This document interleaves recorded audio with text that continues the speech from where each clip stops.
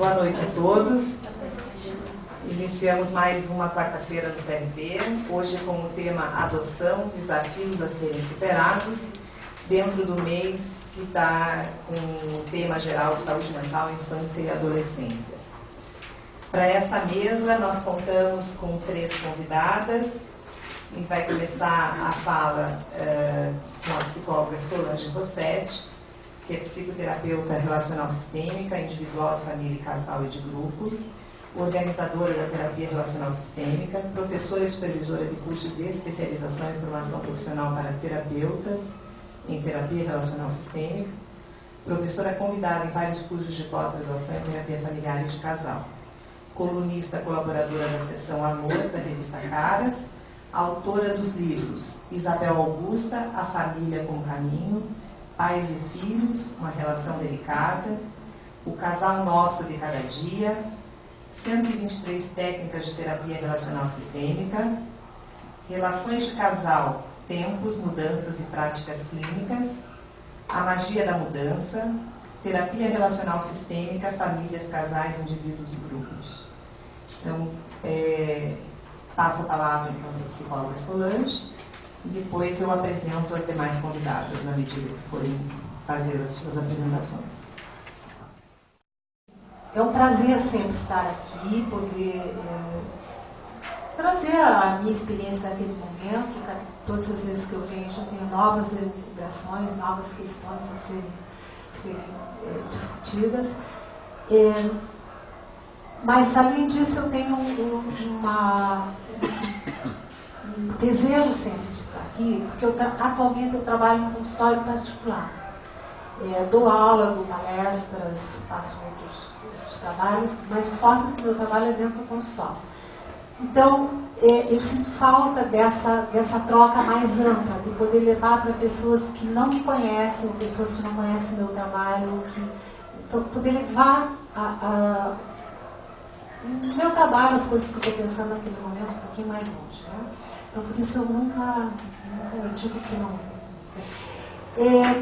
Eu sou uma terapeuta de família, de casais, dentro de uma abordagem relacional sistêmica. Então, todos os assuntos que chegam a mim, todos os assuntos que eu me dedico, o meu olhar sempre é um pouco maior. O meu olhar sempre é de como todas as pessoas que estão envolvidas naquele assunto podem se ajudar, podem usufruir um do outro para ter menos dificuldades, para recolher o que aquele sistema, aquela família, aquela situação tem de possibilidades internas de lidar com aquilo. Então, o meu olhar sempre é de ver o que a família tem de potencial interno que possa ser acessado e possa ser desenvolvido. Então, quando eu recebo uma situação de adoção, assim como de qualquer outra questão, o meu primeiro olhar vai ser como que isso está sendo para eles, que dificuldades eles estão trazendo, que dores aquele assunto está trazendo para eles, e muito menos que teoria aquilo envolve, que teorizações existem, que problematizações existem fora daquilo. Então, mesmo que eu saiba de todas as situações externas, eu vou abstrair essa situação e ver como que aquilo é para aquela família, para aquela situação. Né? E isso é uma prática que eu procuro transmitir para os meus alunos e que eu procuro sempre levar em conta, a partir do momento que eu percebi que nem sempre aquilo que o terapeuta acha que é um problema para aquele cliente, para aquela família. Então, um dos cuidados importantes, que eu gosto sempre de falar no público, é assim: não vamos piorar a situação daquele cliente que nos procurou. Não vamos procurar chifre em cabeça de cavalo. Né? Não vamos psicologar demais. Não vamos inventar teorias de psicologia. Então, de um modo geral, quando eu falo, eu sou muito simplista. Eu digo que a minha especialidade é transformar estrogonofe em feijão com arroz. Né?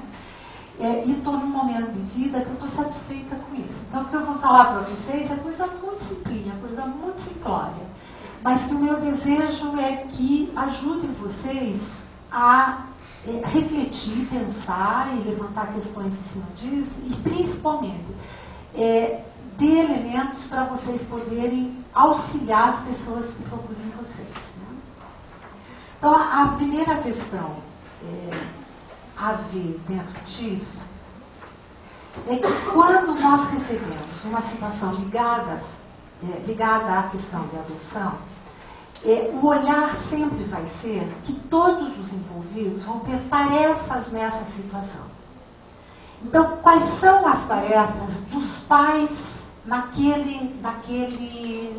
situação? Então, pais, em qualquer situação, já tem uma tarefa difícil, que é uma tarefa que não tem modelo, que não tem manual e que sempre vai sair errado. Tá? Isso para qualquer pai. Então, saber que pais que vão ter bebê, que vão ter filhos, precisam de atendimento do resto da família, precisam de ajuda de um terapeuta, para ficarem em paz, que eles vão errar sempre, que eles não têm um modelo, não têm um manual de como fazer certo. Se a situação é de adoção, eles vão ter, além dessa situação, todas as dificuldades inerentes à situação de adoção. Então, como que a família extensa vai poder auxiliar isso? E como que os terapeutas podem auxiliar? Por outro lado, a família toda tem suas tarefas. A tarefa de dar aconchego para essa nova família que está se formando, dar aconchego para esses pais e para esse bebê que está vindo, para essa criança maior que está vindo para uma família nova, para uma situação totalmente desconhecida. Né? Eu tenho uma situação que eu acompanhei, onde a primeira visita que o pai e a mãe faziam com a criança recém-adotada, uma menininha de 2 anos, na casa dos pais da mãe, então, dos avós da criança. Né?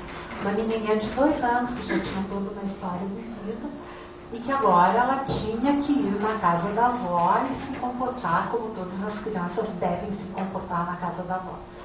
E a menininha estava sentadinha na cadeira assim, e oferecendo um pão de queijo, e a menininha comendo um pão de queijo. Sabe aquele pão de queijo que vai descendo torto assim? Ninguém queria comer pão de queijo naquela hora, só estava comendo. Daqui a pouco ela tirou da boca e falou: eu não quero mais, assim, com aquela vozinha. E a avó, que é uma pessoa não muito dentro dos padrões, passou a mão no pão de queijo e falou: então como eu? Ele botou na boca e saiu mastigando. Falou: ai, mas está tão bom, você não quer mesmo? Foi um jeito dela trazer a menina para uma situação completamente diferente do que se esperava que uma avó fizesse, né? Que fosse boazinha, que ensinasse boas maneiras para a netinha, etc. e tal.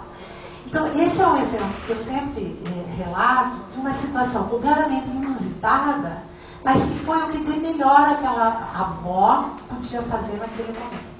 Então, cabe aos terapeutas trabalhar também com essa família mais extensa, não para que sejam bons, mas para que sejam eficientes, para que sejam funcionais, para que sejam receptivos. Tá? E a função do terapeuta é, como eu falei antes, acompanhar aquela família no que ela está precisando. E não no que a teoria, o psicologismo, os livros dizem. Né? O que aquela família precisa é ser aconchegada, ser acompanhada e não ser catalogada. Essa eu acho que é a coisa mais importante no trabalho que nós terapeutas podemos fazer. A partir desses pressupostos, existem alguns desafios, tanto para os terapeutas como para as famílias, como para os pais. O primeiro desafio é com relação a aceitar. aceitação de vários aspectos. Os aspectos mais importantes que eu vejo é aceitar os limites e as impotências. Desde os limites da natureza, que aqueles pais muitas vezes têm que aceitar, de não poder gestar, de não poder parir filho, os limites da lei, os limites das situações todas que a adoção traz. Então, poder lidar com os limites, lidar com as suas impotências, lidar com as suas incompetências. Né? O primeiro trabalho é lidar com isso, é aceitar esses limites e essas incompetências de todos os envolvidos. Inclusive, muitas vezes de não saber lidar com aquela situação, de não saber lidar com aquela criança, de não saber lidar com aquele momento.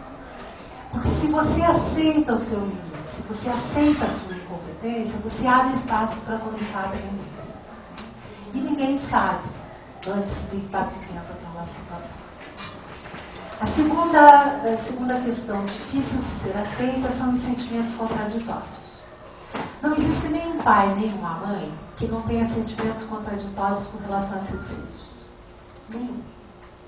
Não existe uma mãe que só gosta dos seus filhos. Se alguma mãe falou um dia para vocês que só ama o filho, ela mentiu. Porque isso não existe. Filho é do bem e do mal, e mãe é do bem e do mal. Então, por melhor que seja uma mãe, ela tem momentos que ela tem vontade de devolver aquela criança. Como foi ela que botou no mundo, não tem como botar de volta na barriga, etc. e tal, ela deseja, fala, vou dar você, vou dar não sei aonde, etc. e tal, e isso passa despercebido. Quando você adota, você também passa pelas mesmas questões. Inevitavelmente você vai pensar, o que eu estava pensando quando eu adotei essa criança? Só que eu não tinha coisa melhor para fazer. Inevitavelmente vai se pensar isso. E é muito importante que se aceite esses sentimentos contraditórios. Né? Da mesma forma, as crianças. Todas as crianças querem ser filhos de outra família. Toda criança tem certeza absoluta que ela era filha de um rei e de uma princesa que por acaso largaram eles naquela casa. Não é porque é adotado que não vai pensar isso. Então, poder aceitar os seus sentimentos contraditórios abre espaço para que a criança também possa aceitá-los. E lide com isso como uma coisa natural. Né? E a outra questão importante de aceitar é a criança real, que para todos os pais é uma tarefa hercúlea. Para os pais adotivos também. Porque a criança que a gente espera, seja ela nossa, seja recebida de presente, ela é perfeita. Ela faz cocô bem, ela come bem. Ela só chora na hora que a gente está disponível para o choro, ela dorme bem, super inteligente, brinca na hora certa, tem cachinhos quando a gente gosta de cachinho, tem cabelo liso quando a gente gosta de cabelo liso. Agora, a criança real, ela é completamente diferente.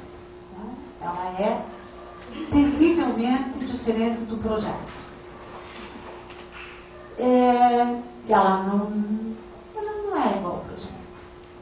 E quando você tem uma criança adotada, ela também não vai ser igual ao projeto. Então, lidar com a rejeição que você tem aqui, com os sentimentos contraditórios, com as dificuldades da criança.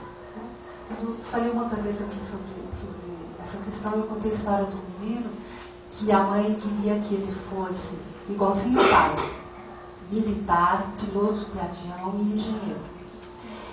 E ele tinha uma dificuldade emocional, uma dificuldade intelectual, e ele não conseguia, em hipótese alguma, ser isso.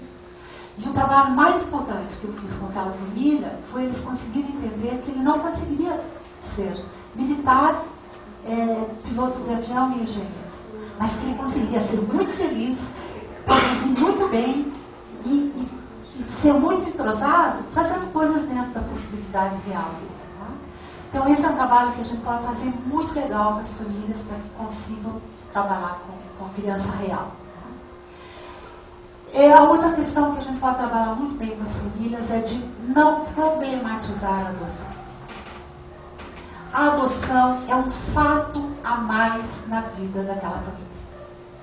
Nem melhor, nem pior do que todos os outros fatos que aquela família vai viver. Os outros traumas, as outras dificuldades, as outras frustrações, as outras alegrias, os outros ganhos, as outras perdas. Né? Então, ele é um fato importante, marcante, um divisor de águas para muitas famílias, mas ele não é um problema. Ele é um fato. E é importante que quem acompanha as famílias enxergue dessa forma, não enxergue como um problema. Porque é uma postura que ajuda muito as famílias a lidarem com isso como uma forma mais leve. Né? A outra questão é ajudar, para não problematizar, é ajudar as famílias a assumir a adoção sem culpar ninguém. Então, assumir as suas questões. Então, eu não podia engravidar, resolvi adotar. Eu não pude fazer isso, ou fizemos de tal forma. Assumir as questões, sem precisar culpar alguém, sem precisar achar um bode expiatório. Né? Lidar com a responsabilidade sem precisar culpabilizar. Essa é uma aprendizagem importante para todos nós, obviamente. E na situação de adoção, isso faz muita diferença, poder lidar com isso. Né? E a outra questão é não esconder a adoção, mas também não expor a adoção. Uma coisa que me chama muita atenção quando eu leio essas revistas por aí, que fala fulaninho, fulaninha e seu filho adotivo fulano de tal. Ninguém fala seu filho biológico fulano de tal. Pelo menos eu nunca vi. Nunca disseram Solange fulano e seu filho biológico fulano. Então, por que expor desnecessariamente? Então, da mesma forma que não há por que esconder, não há por que expor. Então, poder lidar, escolher o caminho do meio, escolher o caminho da naturalidade dentro disso. E a gente pode ajudar as famílias a lidarem com isso sem peso, como um fato a mais. E isso aqui eu repito cada vez que eu venho aqui, sempre com um jeito de puxar esse assunto. Então, eu sou muito repetitiva nisso. Por quê? Porque as famílias têm crianças e assumem a responsabilidade de ter crianças com a responsabilidade e a tarefa de desempenharem, de exercer as funções parentais. Crianças vieram ao mundo para serem cuidadas, atendidas e para crescerem. E uma criança só cresce funcionalmente, só se transforma num ser útil e num ser em paz e feliz, se receber desde sempre essas funções parentais. Que precisa delas, e elas precisam ser adequadas à faixa etária, à idade da criança e à competência da criança.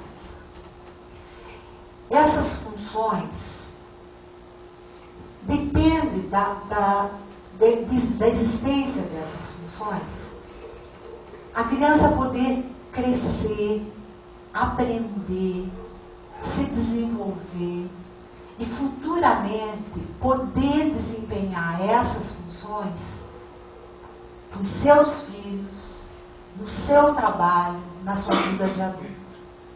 Então, essas 6 funções são funções básicas para criar seres humanos úteis, responsáveis e saudáveis.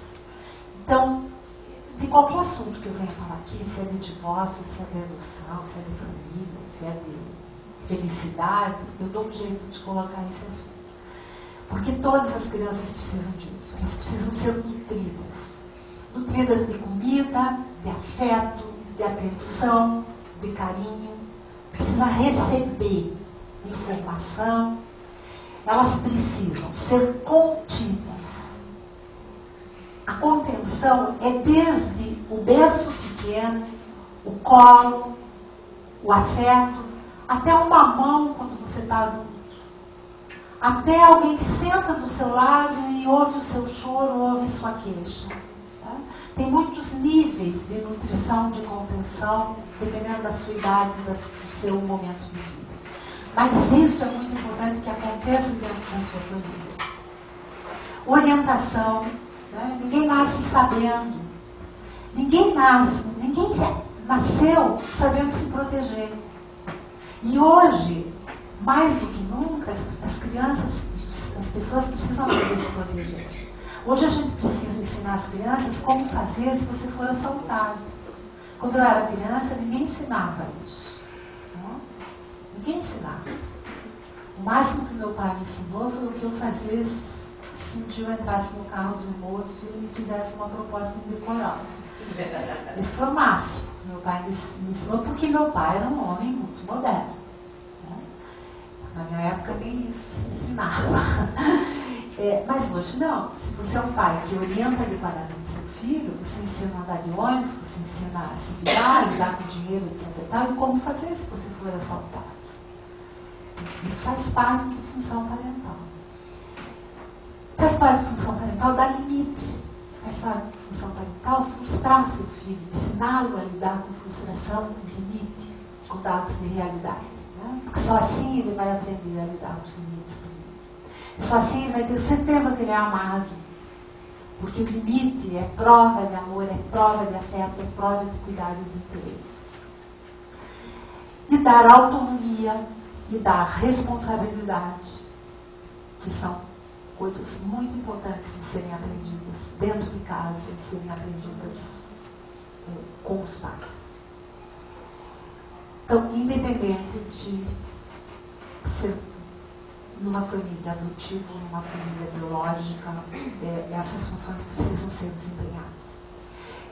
Numa situação de adoção, eu já vi muitos pais frouxarem nessas funções com medo de crítica. Então, se eu fizer muito limite, vão dizer que eu estou sendo carrasco, vão dizer que eu não estou dando amor. E eu sempre digo que limite demais não faz mal. Não estou falando de agressividade, estou falando de limite. Né? Excesso de limite não faz mal, falta de limite sempre faz. Claro que o bom senso sempre ajuda, mas é importante ter essa compreensão.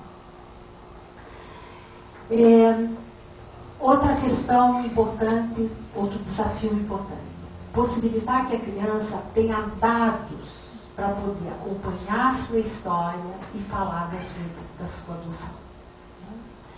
Então, cada família sabe o seu limite dos dados que ela consegue dar, suporta dar. Né? Então, os pais não devem passar por cima da sua dificuldade e do seu limite. Vai abrir o que para ele é possível abrir. Não precisa devassar a sua privacidade. Mas é um direito da criança ter dados para saber da sua história, das suas raízes. Porque se ela não souber, ela vai criar fantasmas. E os fantasmas são sempre piores do que a história real. A história real, ela é real, lida-se com ela. Com os fantasmas é muito difícil lidar. Então, na medida do possível, na medida do suportável, é sempre importante que eles possam dar esses dados para a criança. Né? E na medida do possível, é sempre importante que se possam falar sobre adoção. Às vezes me perguntam qual é a idade certa para contar para a criança que ela é adotiva. Qual é a idade certa? E eu sempre digo, no momento que ela foi concebida. Esse é o primeiro momento que você deve contar para ela perguntar. Mas não tem como. Falei, então começa um pouco mais. Se você não consegue contar para ela quando ela foi gerada, no momento seguinte que você começar. Então, no seu primeiro contato com ela, você vai contar para ela. Mas ela era um bebezinho. Pois é nesse momento que você vai contar para ela. Eu estou te pegando aqui, quanto antes você começar a contar, mais natural vai ser. No momento que se você entra com a criança em casa e fala, ó, não foi nessa casa que você foi gerado, que você nasceu, mas essa é a sua casa a partir de agora. Ó, você não viu eu comprar seu berço, porque você não estava aqui, mas esse berço nós compramos quando nós decidimos que íamos te pegar lá. Quer dizer, toda a história pode ser contada naturalmente. Porque se eu tenho um filho biológico, eu falo, sabe, o dia que nós decidimos ter um filho, a gente escolheu o nome, assim, assado cozido. Agora, por que eu não vou contar para o meu filho biológico? Para o meu filho adotivo? Posso contar do mesmo jeito. A gente estava assim, assado cozido, e decidiu fazer assim, assado cozido. Então é importante que seja feito da forma mais natural possível. E não assim, ó, hoje nós temos. Eu tenho uma história super catastrófica. No dia que o rapaz formou, fizeram um jantar, ele vai falar, agora você é adulto, já está formado, a gente vai te contar. Nossa. Ou presente de casamento, outra circunstância. Agora que você vai casar, já é adulto, a gente vai te contar. Ou não precisa formalizar. Conta assim. Do jeito que tem. E por último, e mais importante, não depositar na adoção as dificuldades que tiver com as crianças. Crianças são difíceis, viver em família é difícil, educar criança é um pepino, viver em família não é fácil. E quando a gente está envolvido numa situação de adoção, é facinho dizer que o problema é porque foi adotado. Ah, isso deve ser da família de origem. Não é da família de origem. Não é, eu posso garantir. Às vezes vocês me perguntam, mas será que é da família? Não é da família de origem. Mas como que a senhora sabe? Porque eu não sei. Por quê? Porque não existe um desencadeante de dificuldade. Quando uma criança tem dificuldade, quando uma família tem dificuldade, é uma somatória de dificuldades. Então, pode ser que o avô dela também tivesse a mesma dificuldade, o avô biológico. Mas isso é uma peça de quebra-cabeça.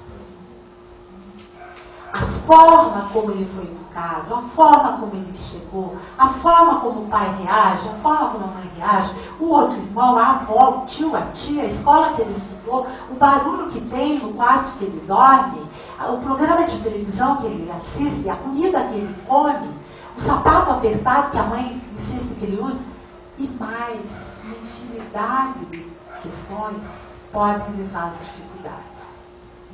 E isso pode ser olhado, avaliado e levantado todo esse quebra-cabeça. E pode ser descoberto ou não. A gente vai trabalhar com as dificuldades independente de saber o porquê.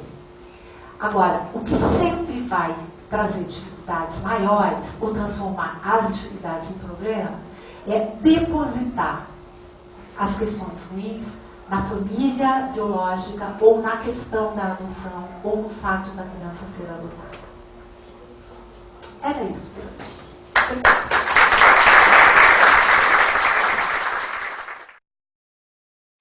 A nossa próxima convidada a falar é a psicóloga Luciana de Almeida Moraes, formada pela Universidade Federal do Paraná, pós-graduando em Problemas do Desenvolvimento na Infância e na Adolescência, abordagem interdisciplinar pelo Centro Lídia Coriati de Porto Alegre, é analista judiciária na Vara da Infância e da Juventude em Campina Grande do Sul.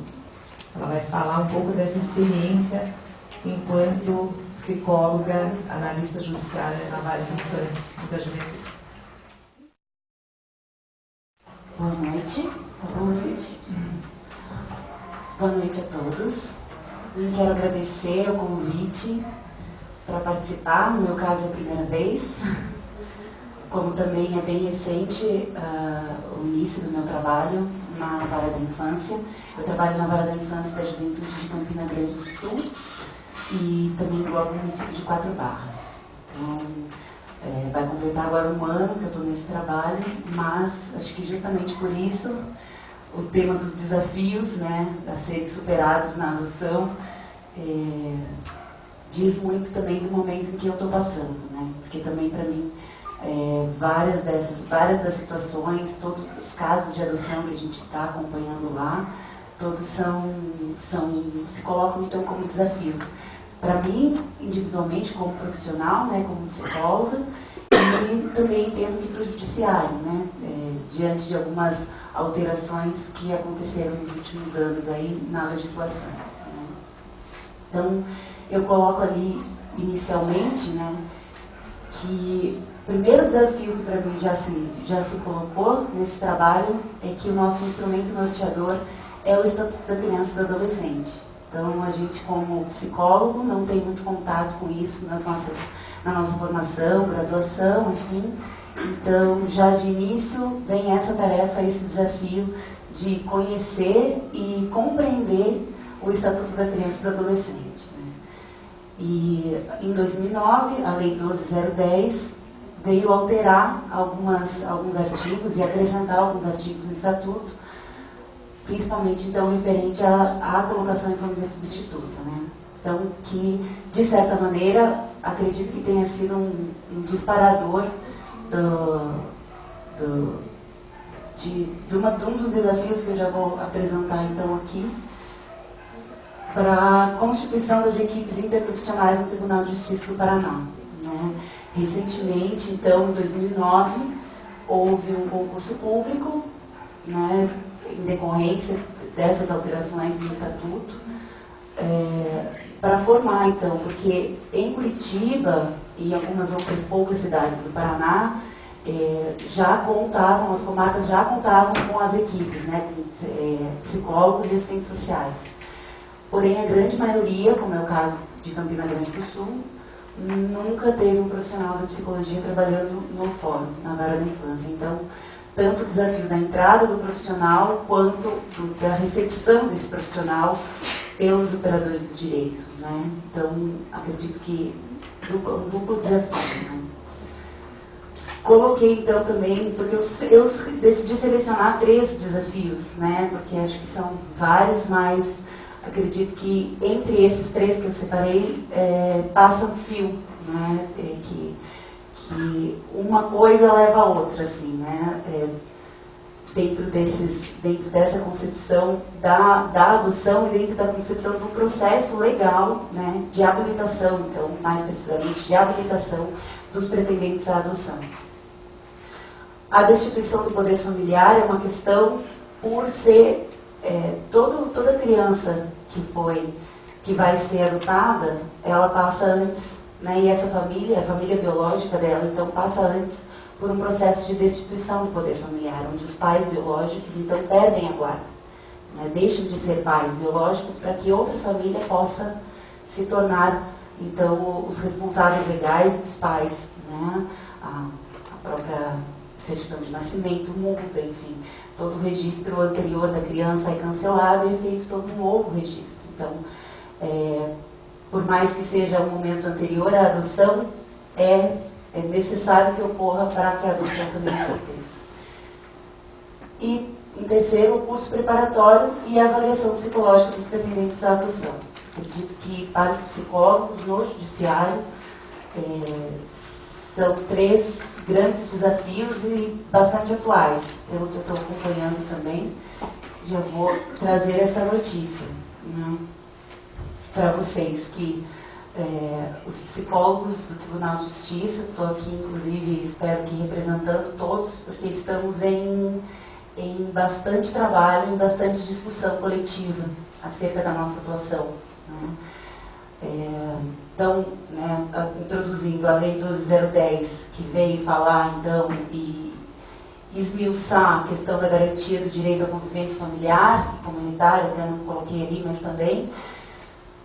Esse artigo 50, eu acho que ele dá uma noção geral bem dessa convocação. Então, por que estamos sendo convocados a participar desse trabalho? Por que um juiz precisa do apoio, do assessoramento de um psicólogo e também de um assistente social para poder trabalhar com os casos, para poder compreender melhor o caso, né, da família, qual o melhor encaminhamento, qual é a melhor família para aquela criança, né? Então, por que essa convocação?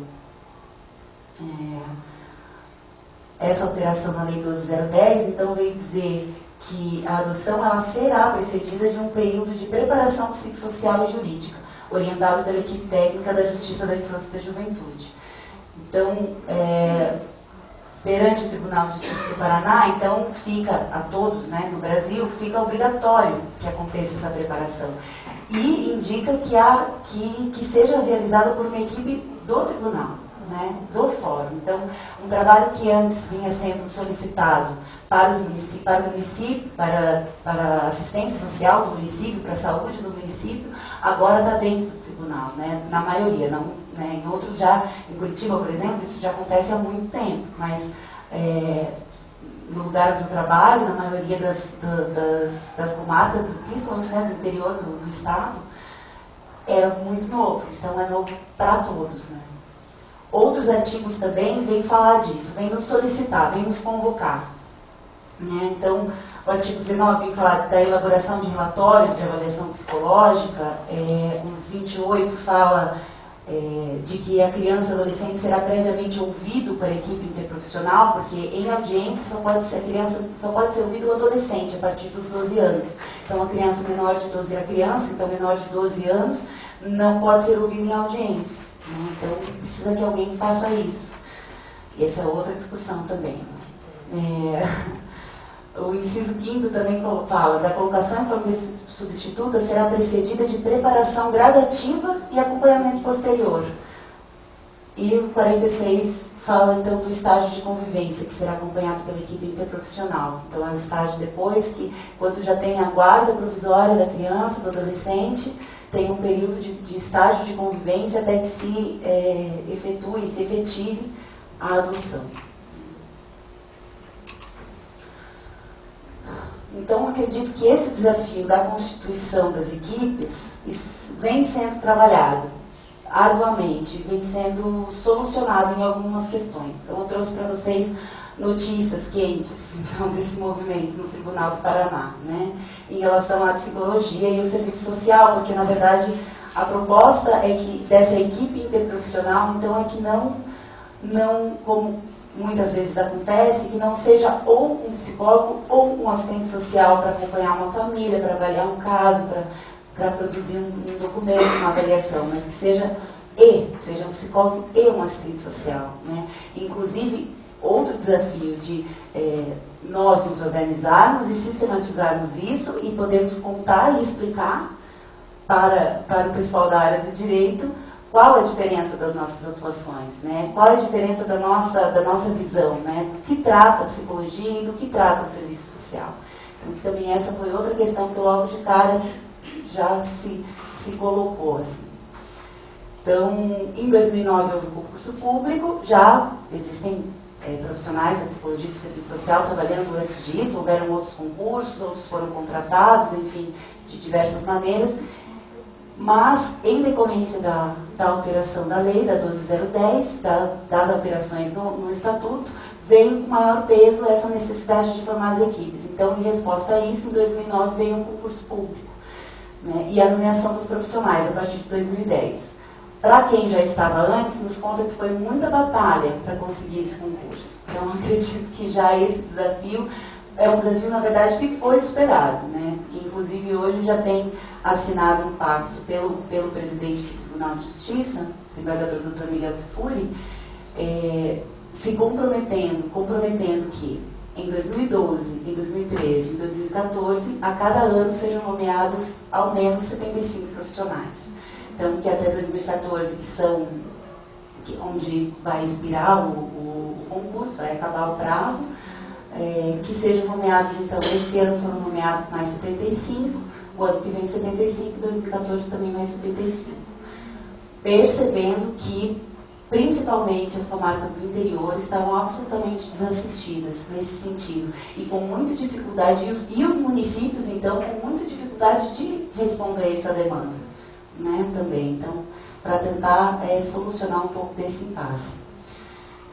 esse ano, em 2012, com o apoio do CONCIGE, que é o Conselho de Supervisão da Infância e da Juventude, dos Juízes da Infância e da Juventude,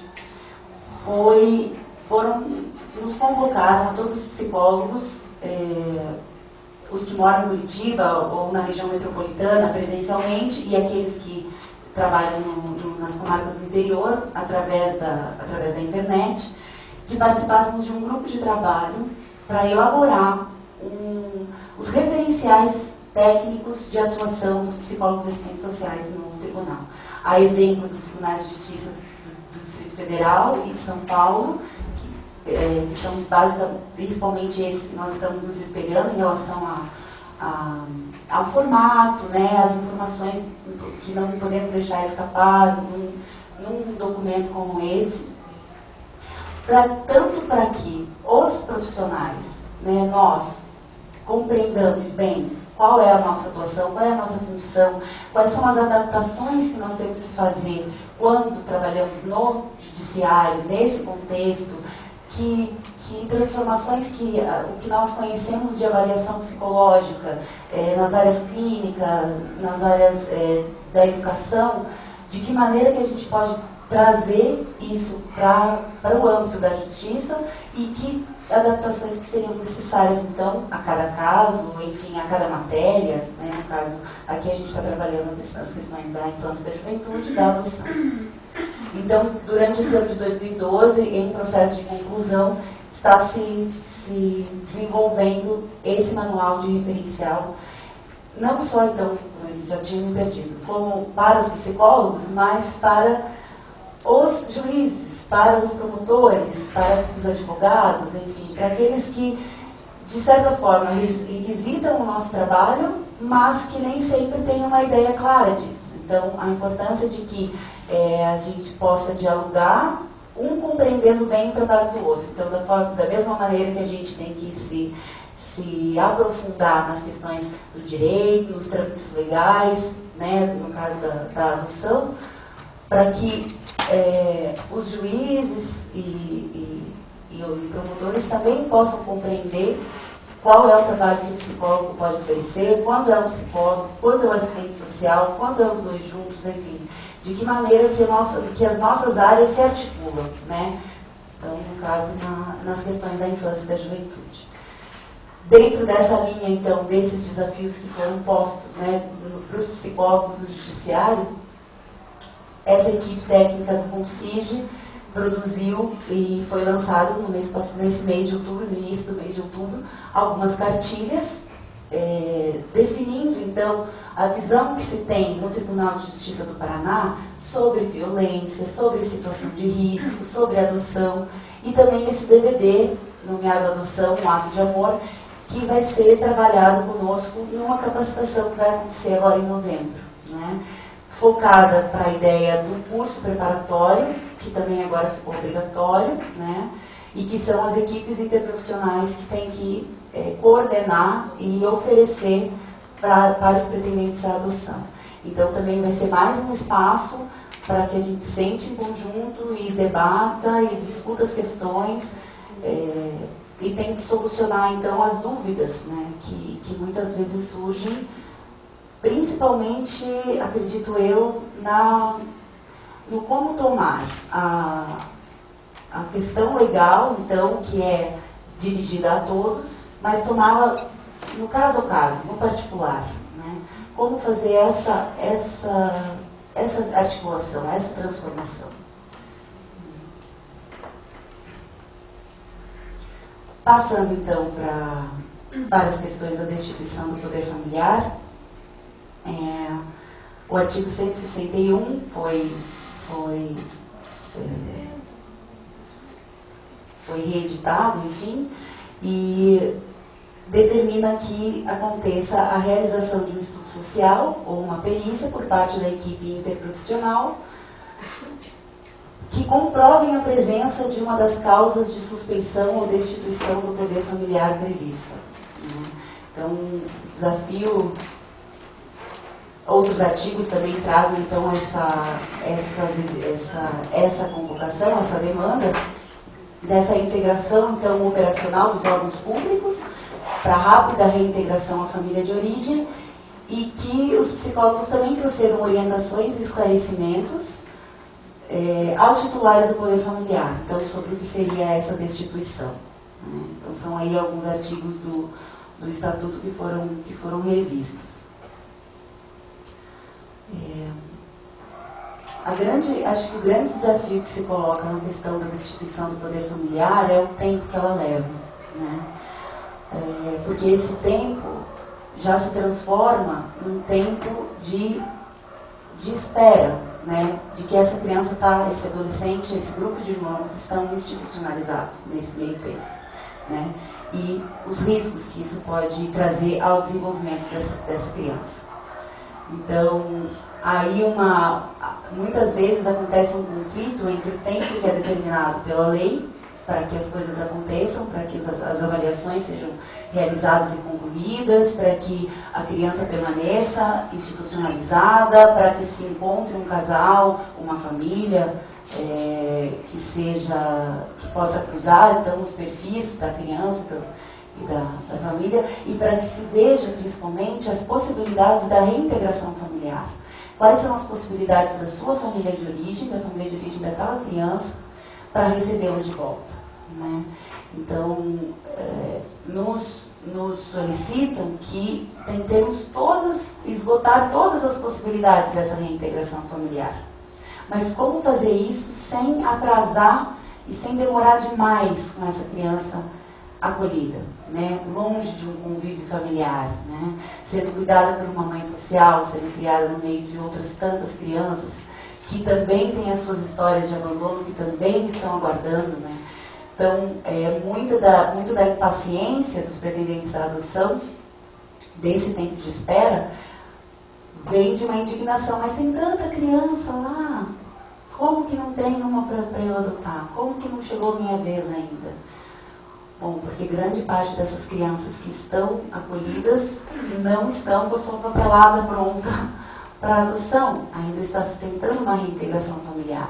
Então, acredito que para o psicólogo que vai acompanhar isso, que também, né, se colocando, e agora também em Curitiba, né, porque uniram as competências da primeira e da segunda vara, né, que tratava das medidas de proteção e a outra das questões da adoção. Agora ambas trabalham as duas competências, né, depois a doutora pode explicar melhor de Curitiba, mas que como é o meu caso, em Campina Grande do Sul, tanto sou eu que acompanho os casos de medida de proteção, como sou eu que acompanho os casos de adoção.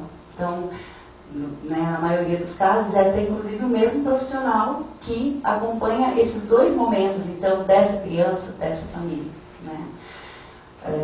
Coloquei, então, ali a questão do tempo como sendo bem importante, justamente porque há esse conflito com o tempo legal, né, com os prazos legais. Porque o psicólogo daí vai ter que cumprir, vai ter que responder a esse tempo, sim, mas também sem abrir mão de pensar no tempo, então, de violência que essa criança passou, né, o tempo que ela já viveu, então, em situação de maus tratos, em situação de violação dos seus direitos, então, para usar o texto da lei. O tempo de abandono, então, o tempo que ela passou institucionalizado, o tempo que ela está passando institucionalizado, que pode ser bastante longo, e variando também com as características, então, com a idade, então, com a dificuldade também dessa criança de encontrar uma família disponível e disposta a acolhê-la, né, diante das suas características. E o tempo de espera, tanto então da criança, uma vez que ela já tiver ela com as condições legais reunidas para poder ser adotada por uma família, e o tempo de espera, então, dessa família também, dessas famílias que estão aguardando na fila, às vezes há bastante tempo, para poder realizar, para poder acontecer esse encontro, né? Então, nesse sentido, de que maneira conduzir e transformar, poder que seja eficaz esse tempo de reintegração familiar, né? Acredito que o terceiro ponto que eu coloco ali, que é o trabalho em rede, pode ser tanto um desafio, porque é bem difícil de conseguir essa articulação, mas também pode ser, a meu ver, pode ser uma das soluções para esse impasse da reintegração familiar. Eu digo isso porque em Campina, por exemplo, que é uma cidade bem pequenininha, assim, uma cidade pequena, comparada com as outras cidades da região metropolitana, assim, é uma das menores, 4 Barras também menorzinha ainda, as pessoas se conhecem. Então, quando chega um caso de uma família na vara da infância, se eu entro em contato com o conselho tutelar, se eu entro em contato com a saúde, se eu entro em contato com a educação, eles já têm notícias dessa família. Eles já têm um trabalho que já foi desenvolvido anteriormente, já teve outras medidas protetivas que o próprio Conselho Tutelar já determinou para aquela família. Eles conhecem essas pessoas, né? O vizinho, no meu caso ali, né, em muitos casos do interior, essas informações já circulam, né? Então, de que maneira a gente pode? Essa é a minha pergunta, eu acho que é um desafio. Não fechar os olhos e não esquecer e considerar essas informações que já circulam na rede de proteção, sem também impedir, né, que essa família possa se apresentar de maneira diferente, que ela possa se transformar, né? Acho que são as duas condições, né? Não também tomar de uma forma preconceituosa, então, se essa família já tiver um recurso não há muito colaborativo, então, para reestruturação, para, às vezes, um tratamento de um alcoolismo, de alguma dependência química, né, ou de alguma questão psiquiátrica, alguma questão psicológica, enfim, que também pode acontecer, ou mesmo de um desejo não muito bem compreendido, ou não muito bem definido, direcionado a esse filho, porque a relação não foi com quem ela gostaria que fosse, o pai sumiu, o novo companheiro não aceita. Então, são várias questões, até como a Solange já colocou, assim, são múltiplos os fatores, né? Também ali na hora da gente avaliar, não só a questão da interação entre a família, assim, mas de como ela se coloca socialmente, de como ela se coloca ao ter que responder, então, por essa responsabilidade de ser pai e mãe, de ter que restituir, então, no caso, restituir um direito que foi violado, né? Porque também só vai acontecer isso se a família protagonizar isso, né? Não adianta somente os esforços de uma equipe muito bacana, de uma equipe muito coesa, de um trabalho em rede maravilhoso, sem que a família também assuma e protagonize isso, né? Então, são somatórios mesmo. Então, acredito que o trabalho em rede tanto é um desafio, porque a gente nota que muitas vezes, por exemplo, na vara da infância acontece de a juíza determinar certa medida de proteção e ser oficiado isso ao município que tem um atendimento psicológico em regime ambulatorial, mas a notícia não chega de volta. Se deu certo, se a família aderiu, se foi bom, se a frequência com que o município pode oferecer é suficiente, enfim. Então, definir qual é essa medida de proteção, de que maneira vai acontecer essa reintegração familiar, o que o município pode oferecer, o que essa família pode custear, pode bancar ela mesma, ou, enfim, ou se vai vir para Curitiba, porque só em Curitiba que tem esse serviço, essa possibilidade de atendimento específico, só no HC que tem uma equipe pronta para isso, enfim, são muitas questões que não podem se restringir apenas ao que a gente lá dentro da vara da infância consegue enxergar, né? Essa articulação com o município é imprescindível para que a determinação, então, das resoluções desses problemas que, então, no judiciário a gente levanta e percebe que estão acontecendo, possam ser solucionadas em parceria, né? Dentro de uma lógica que possa ser passada por todo esse município. Então, dessa maneira que nós, no judiciário, também façamos parte da rede de proteção. Eu acho que esse é um dos grandes desafios também que eu tenho percebido e noto que em Campina Grande do Sul eu consigo mais fácil, porque o CRAS é ali, o CRES é aqui, a secretaria é aqui do lado, eu dou 2 passinhos, eu chego ali, é tudo muito pertinho, né? Em Curitiba isso é um problema maior, as dificuldades são outras de fazer isso, né? Talvez a rotatividade de profissionais, ali a gente se conhece por nome, enfim, direto, né? Numa cidade maior isso tem outras questões que se levantam, assim, mas que essa é uma das questões bem importantes. Porque para mim fica essa pergunta. Como avaliar as condições de uma família que uma família tem de cuidar de sua criança? Para mim fica, eu acho que é uma grande responsabilidade, né? Muito séria, muito grande, né? Justamente por questões culturais, questões de crenças religiosas, questão de como que aquela, né, cultural nesse sentido também, de como que a mãe criou aquela mãe, hoje, né, a avó criou essa mãe que vai criar esse filho, enfim, que é diferente do que eu conheço, né, que a minha mãe fez diferente, me ensinou diferente. Então, essa avaliação, eu acho que é uma demanda bem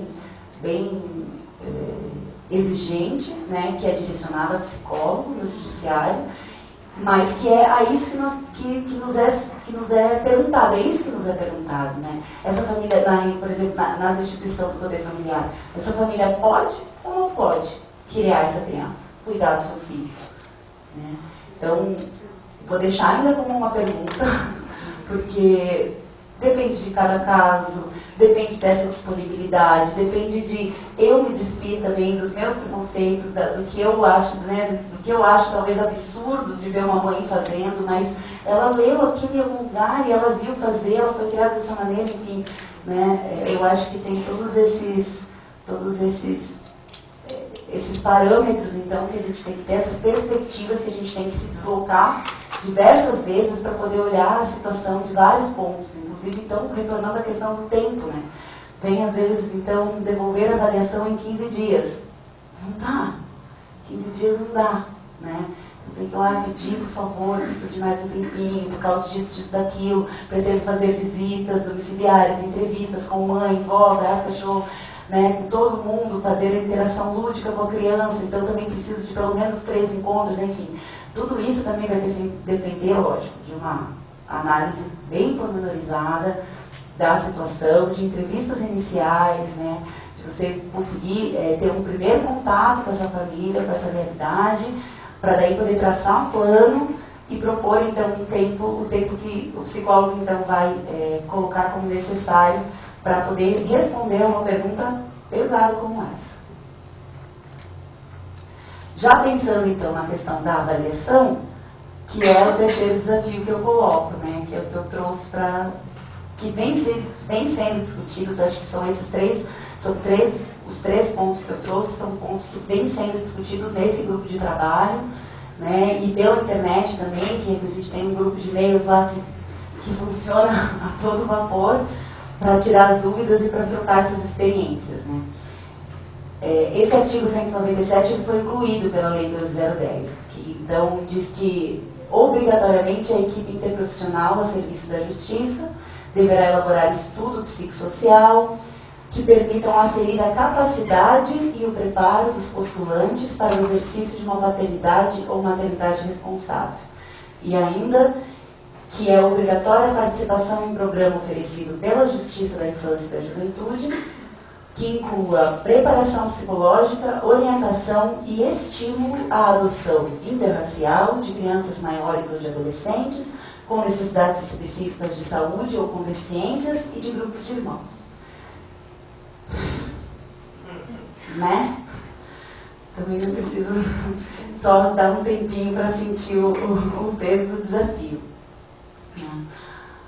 No curso preparatório para habilitação à adoção, vem então acredito que vem como um grande desafio isso, desse incentivo às adoções das crianças que estão nas instituições hoje. Como a Solange colocou sobre a criança real, né? Acredito e tenho escutado e tenho lido que a criança por adoção, o filho por adoção, é mais ainda idealizado do que o próprio filho biológico. Porque mesmo o defeito do filho biológico é reconhecido como sendo de alguém, né?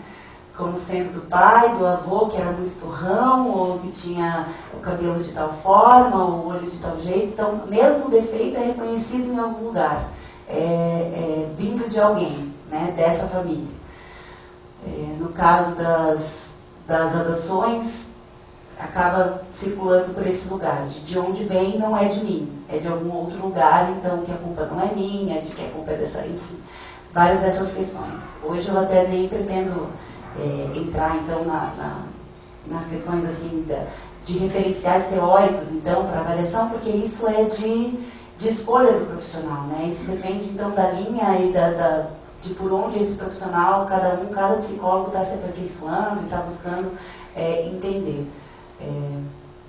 Estou trazendo mais assim as questões mesmo dessa demanda vinda do judiciário e de como que a gente, da forma geral, então, que os psicólogos, independente da sua linha teórica, quais as questões que se colocam, né? E, então, dependendo da perspectiva do profissional, ele pode encarar de maneiras diferenciadas, né?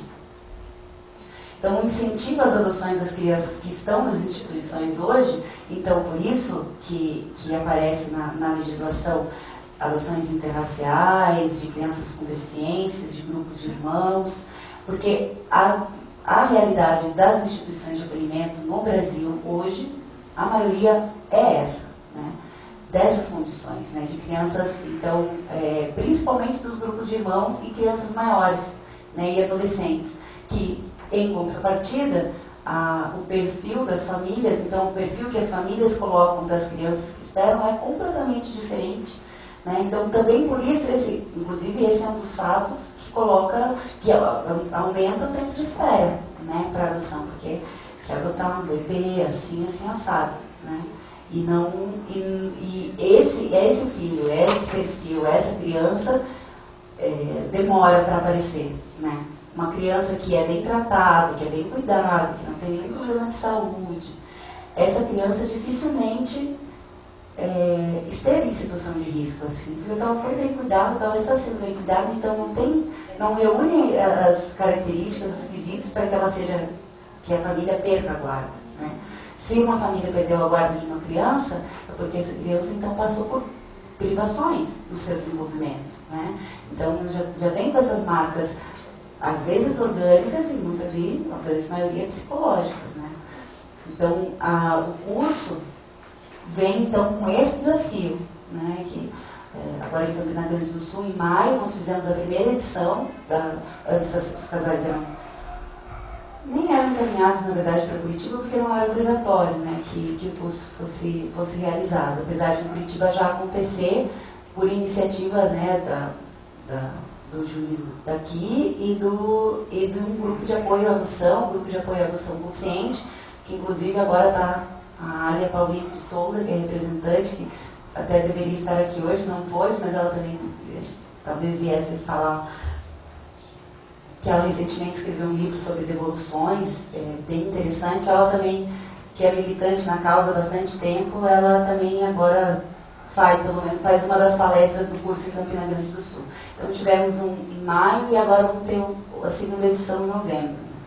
Então, o desafio de que ele seja o mais diversificado possível, né? Que ele tenha, assim, a visão técnica da psicologia, do desenvolvimento infantil, do que uma criança precisa em cada faixa etária, o que um pai precisa fazer para cuidar bem do seu filho, tudo isso, mas que também se tenha um contato com as pessoas que trabalham nas instituições de acolhimento, que acompanham as crianças, né, que saibam dessa realidade e possam trazer, então, trazer para a reflexão, né? Também depoimentos de pessoas, de famílias que já adotaram. Isso é nítido, assim, a importância e a relevância disso, de como os casais se soltam mais, se colocam mais, as pessoas, os pretendentes da adoção se colocam mais nesse lugar, né? Então também é bem importante, então, que ele seja diversificado, com várias visões diferentes, técnicas e leigas, enfim, leigas nem posso dizer, porque uma mãe, um pai, é bem perito no assunto, né? Com certeza, então não é leiga nesse sentido.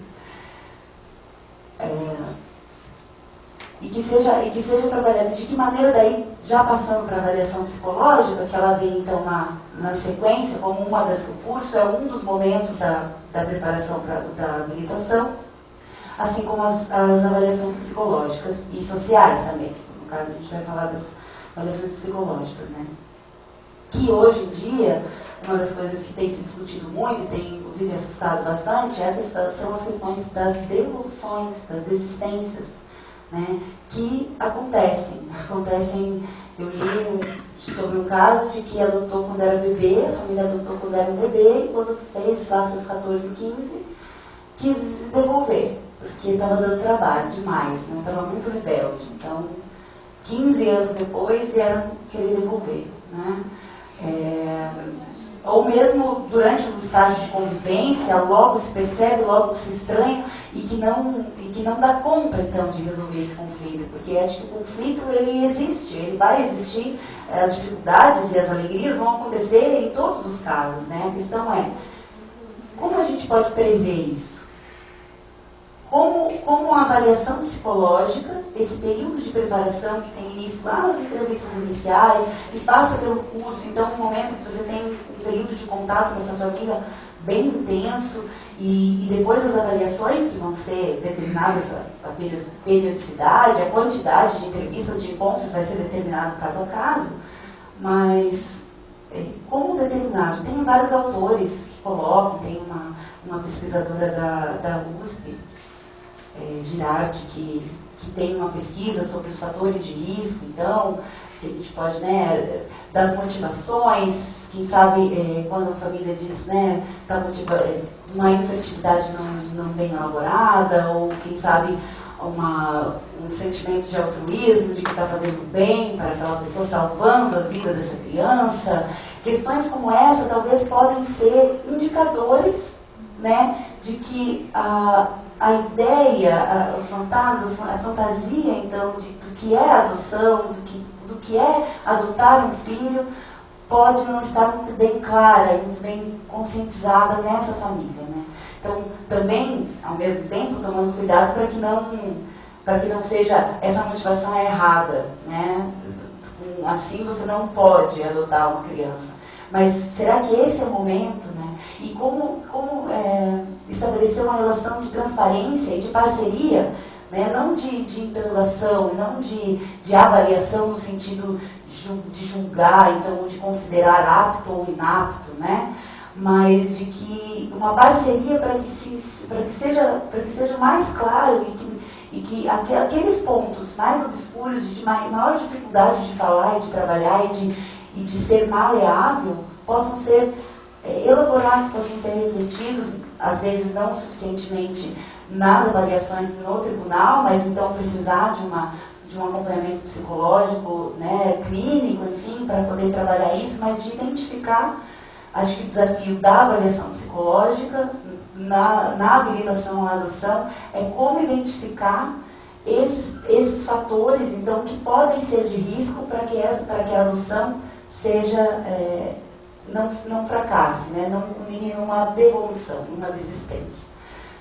Coloco isso como um dos desafios também. Então, só essa frase, esse autor é um psicanalista francês que tem um trabalho bem bacana sobre adoção, e gostei bastante dessa frase, né? Trata-se de ajudá-los, a avaliação, então, trata-se de ajudá-los a compreender o processo. Se a adoção legal se faz de uma vez por todas, a adoção do filho se faz dia a dia. O filho, na realidade cotidiana, tem de construir sua posição em detrimento do filho do narcisismo dos pais, é aquele que é idealizado e que ele nunca vai alcançar, porque normalmente o idealizado é inatingível mesmo, né? Existem referências simbólicas que estruturam a criança e essas referências devem ser respeitadas. Então, no caso de uma adoção de uma criança maior, é justamente isso que se coloca, né? Ela já tem uma história, ela tem uma memória, ela tem uma lembrança. De que maneira respeitar isso e convidá-la a aprender outras coisas, outras formas de viver, outras formas de se relacionar em família, do que é uma mãe, do que é um pai, do que é um irmão, uma avó, enfim, do que é uma família e do que é uma família que funciona bem, né? Ou que está disponível e está disposta a funcionar bem. Trouxe rapidinho, teve esse ano o ENAPA, que é o Encontro Nacional dos Grupos de Apoio à Adoção, que aconteceu em Brasília. Acontece todos os anos. Os grupos de apoio à adoção são parceiros imprescindíveis para o nosso trabalho, por reunirem pessoas que são militantes da causa, são pais, avós, tios e irmãos por adoção, e acompanham famílias e já tem uma visão e uma experiência na área, então eu participei e outros psicólogos também participaram esse ano do encontro, e foi muito bacana. Eu trouxe esses 2 trechos da carta que foi produzida, porque acho que lança mesmo e vem de encontro, então, com os desafios que os psicólogos no trabalho estão percebendo, né? Defender intervenções qualificadas e condizentes com os pressupostos legais e o superior interesse da criança e do adolescente. E nisso, o psicólogo se posicionar em relação à sua perspectiva teórica, à sua escolha de procedimentos e de práticas, então, mas articulando com esses pressupostos legais e com isso do superior interesse da criança e do adolescente, da doutrina da proteção integral. E também o amadurecimento do perfil adotivo dos postulantes e aumento do número de adoções necessárias, que é um dos termos que se utiliza para falar das adoções tardia, especial, sociopositivas, grupos de irmãos e interraciais. Então, essa carta foi produzida por vários órgãos públicos e várias entidades diferentes que trabalham com adoção, mas de outras perspectivas. Acredito que existe essa consonância de quais são esses desafios, né, que de fato foram postos aí, foram reeditados na promulgação da Lei 12.010. E só para concluir, gostei muito dessa pergunta. Se existir 2 espécies de pais, os biológicos e os adotantes, quais são os verdadeiros? Acho que essa é uma questão... É uma das questões que a gente tem que responder, então, como psicólogos, diante da tarefa de uma avaliação psicológica de famílias pretendentes à adoção. Então, muito obrigada. Nossa terceira convidada é a doutora Cibele Cristina Freitas de Rezende, promotora de Justiça da 2ª Promotoria da Infância e Juventude de Curitiba, área de situação de risco e adoção, e designada para atuar cumulativamente junto às 3 promotorias existentes nestas áreas. A terceira foi criada no mês de setembro de 2012, com atuação principal pelo Ministério Público nas demandas coletivas no âmbito do município de Curitiba, compreendendo o acompanhamento dos conselhos de direitos, CONTIBA, e os conselhos municipais de assistência social. Acompanhamento de políticas públicas do gestor municipal, visitas e inspeções a entidades de acolhimento, como coordenadora do projeto Visita Legal do Ministério Público do Paraná. É membro da SEJA, que é a Comissão Estadual Judiciária de Adoção, representando o Ministério Público do Paraná em 1º grau, ou seja, esse é o Vitor, que acabou de passar, para quem não conhece. Na análise, então, das habilitações de estrangeiros interessados em adotar crianças brasileiras. Então, com a palavra, a doutora Cibele, por 30 minutos. Depois da fala da doutora Cibele, eu convido já as outras palestrantes da noite para compor a mesa, e a gente abre para debate, para questões online e para as questões aqui do pessoal que está acompanhando presencialmente. Okay? Boa noite a todos.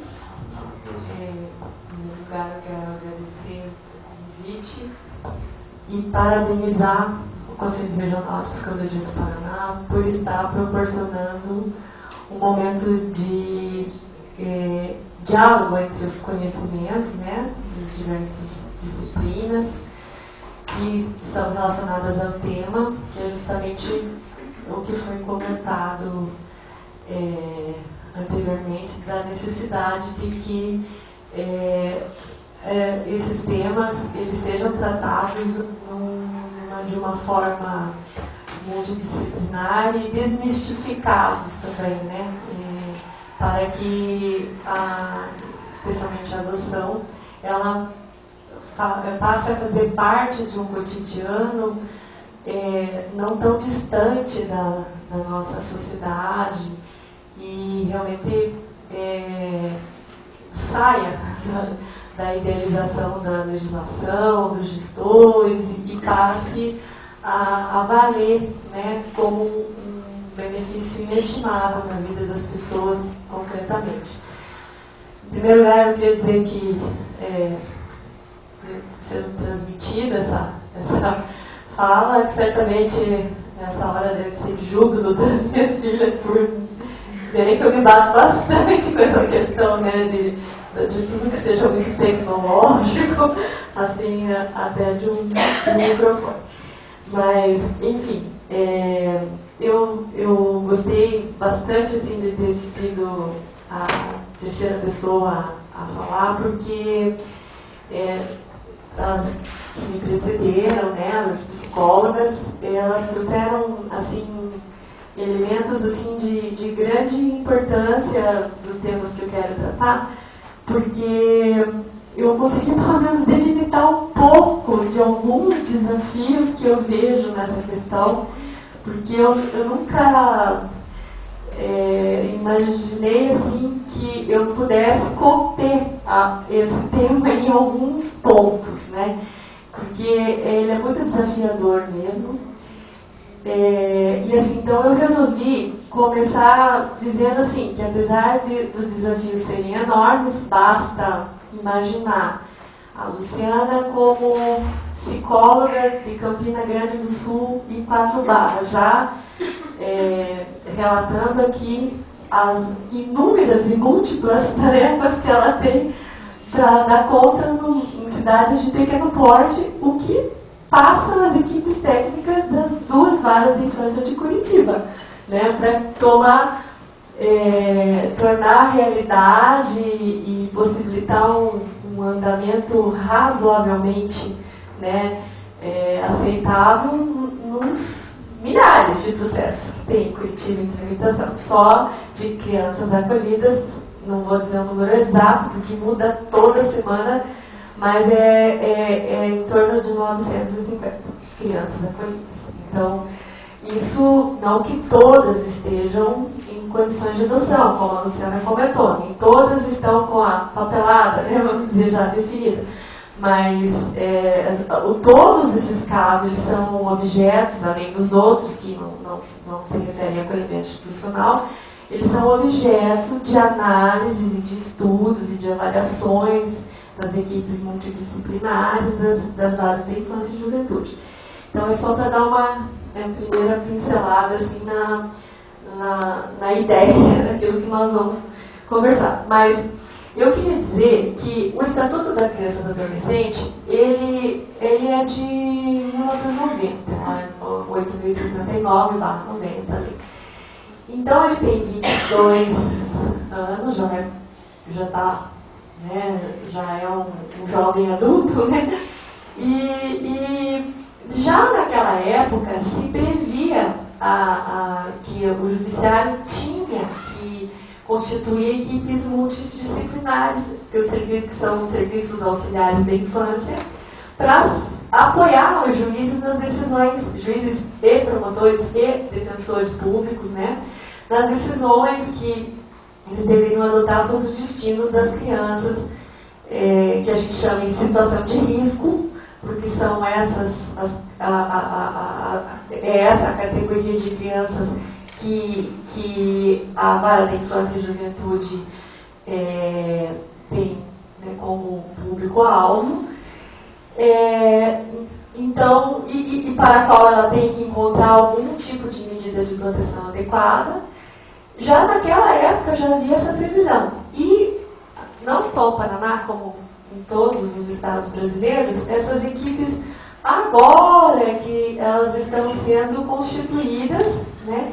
E até então, muitas desses, entre aspas, pareceres técnicos, né, que foram produzidos, quando foram, porque muitos não foram fruto de decisões isoladas de juízes e promotores que usavam do seu bom senso e da sua necessidade mesmo de decidir algo sobre o destino daquela criança ou adolescente. Eles eram produzidos por um técnico que normalmente era contratado do município, né?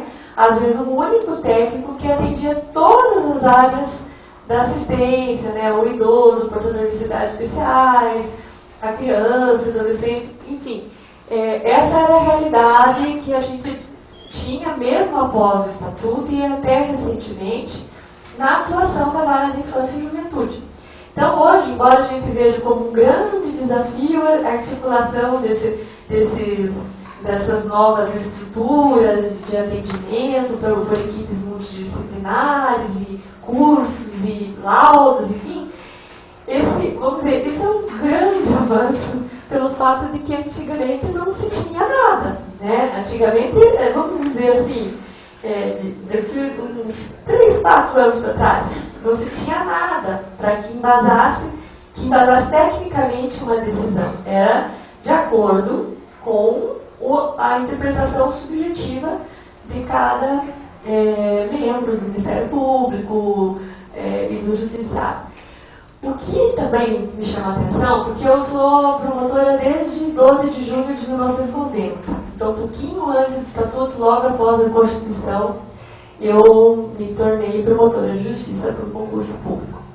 E daquela época, eu até participei da adaptação de muitos processos que tinham ainda do antigo Código de Menores para a nova lei de adoção.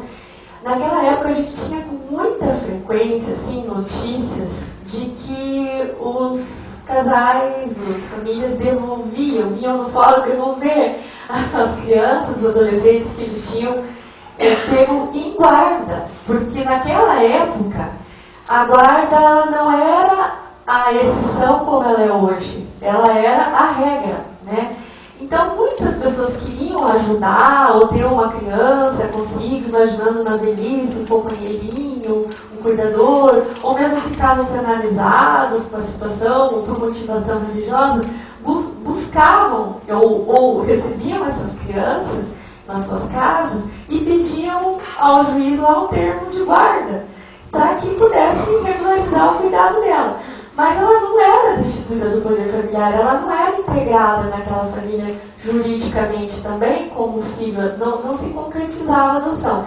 E daí, como a guarda é revogável a qualquer tempo, aquela pessoa realmente não tinha nem como ser obrigada. Ela falou, não, você assumiu essa responsabilidade, agora você arque com essa. Então, muitos adolescentes, quando começavam já a criar as primeiras dificuldades naturais da idade, eles eram literalmente devolvidos, rejeitados mesmo pela família que exercia a guarda.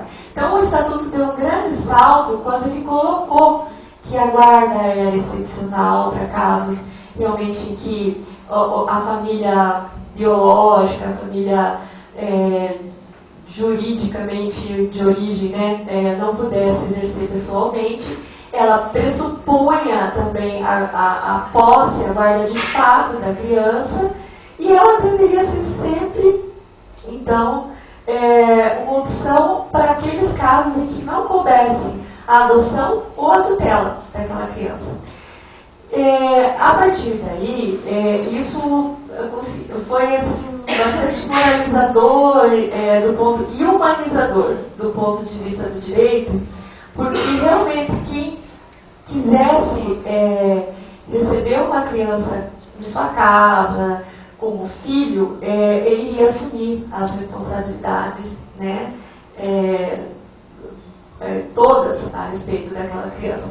E aí, nessa mesma época, nesse mesmo processo histórico aí, nós vimos que então, como se passou a exigir com o Estatuto essas habilitações, esse crivo inicial sobre quais pessoas poderiam adotar uma criança, quais as condições que elas deveriam adquirir, possuir, enfim, para adotar uma criança que estivesse em situação para a adoção, se intensificou uma prática que a gente conhece como adoção brasileira, né?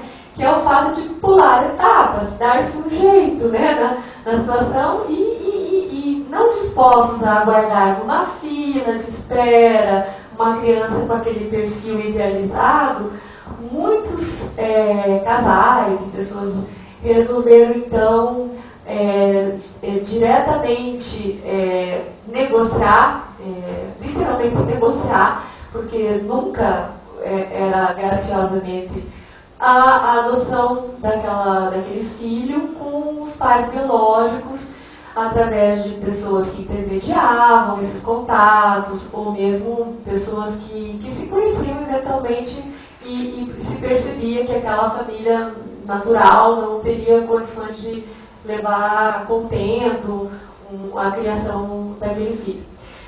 Por causa dessas situações, eu cheguei a vivenciar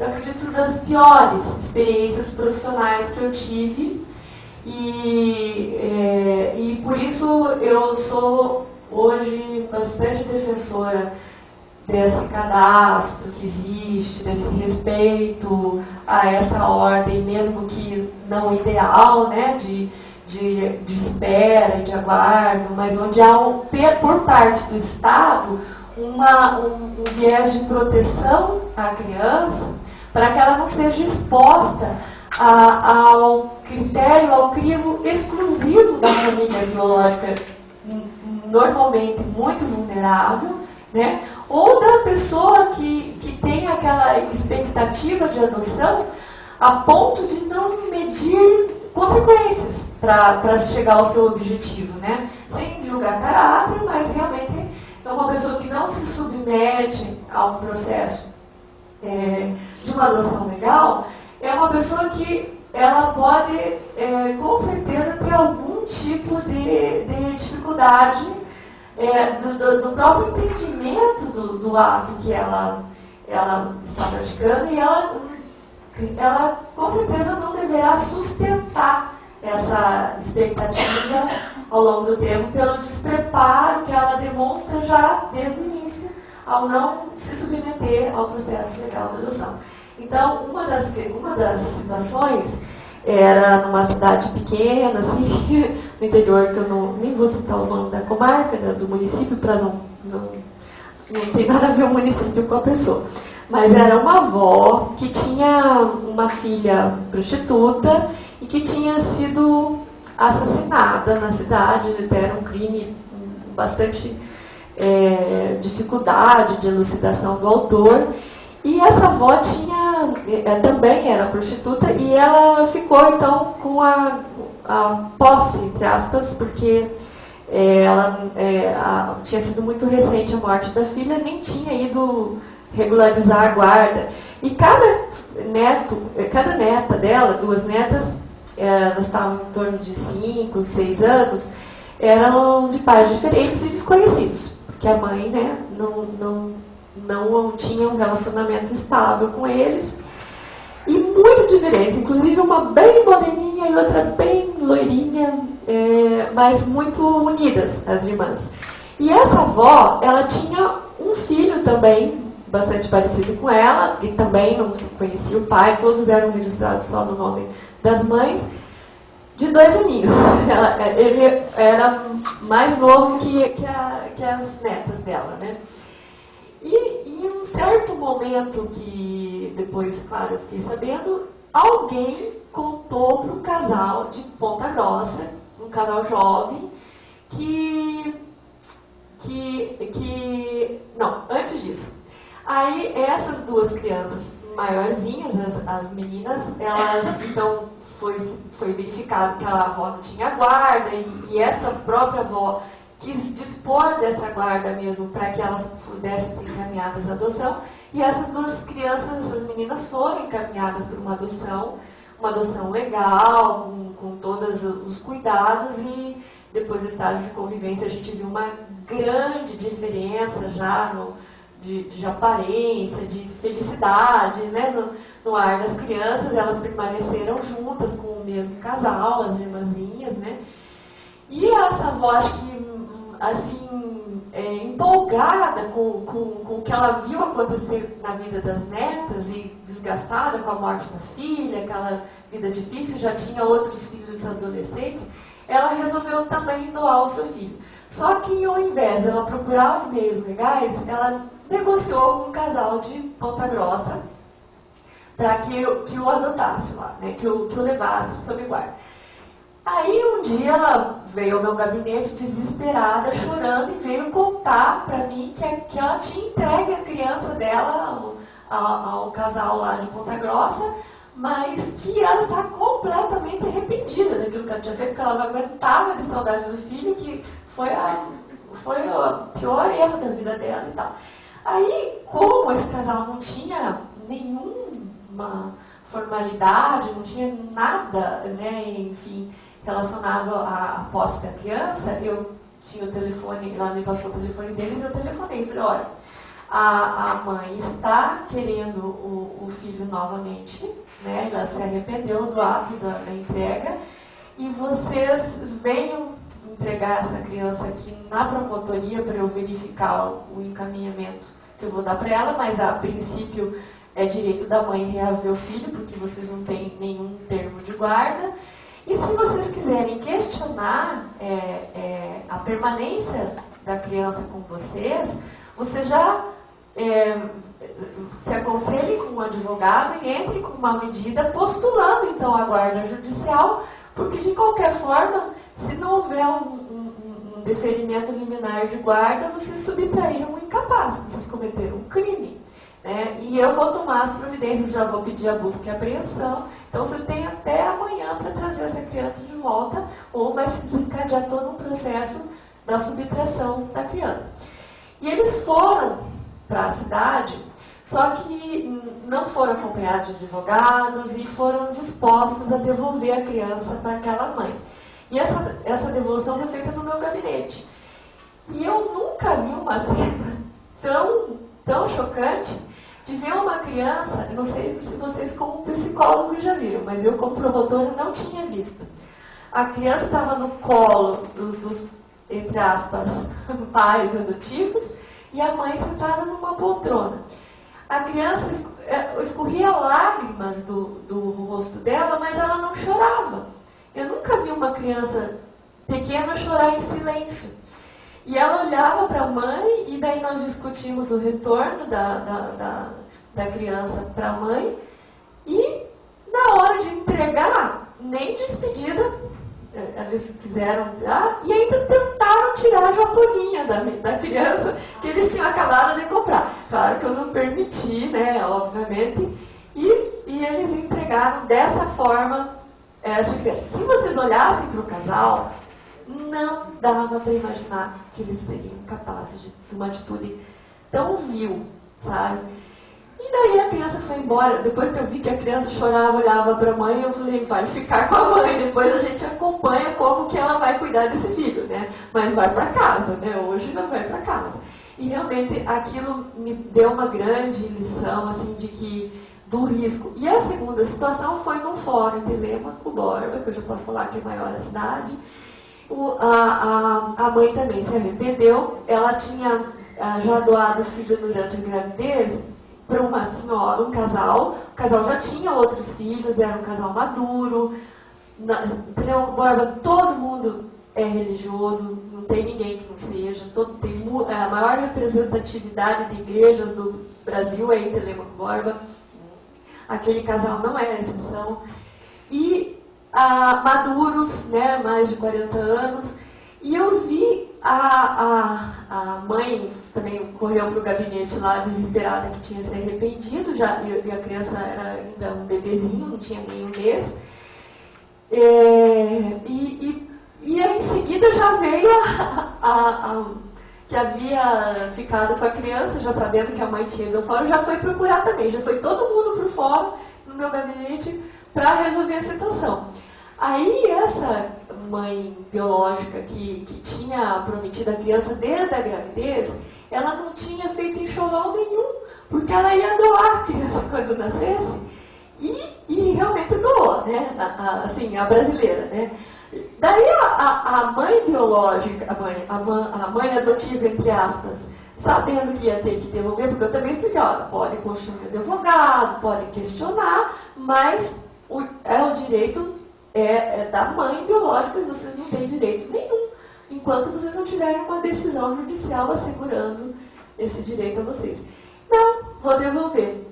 Devolveu com a roupa do corpo, sem uma peça de enxoval. Eu, inclusive, pedi a ela se ela poderia trazer.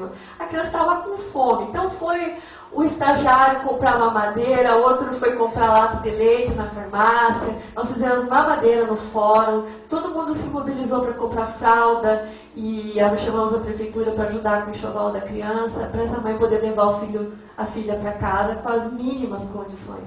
Então, eu fiquei pensando assim, meu Deus, se não tiver um crivo de um Estado respeitável, que verifique quem é que está adotando essas crianças, quem está se dispondo a criar o filho de outra pessoa, quem na verdade está ali por trás daquele pedido tão, assim, digno, de adoção.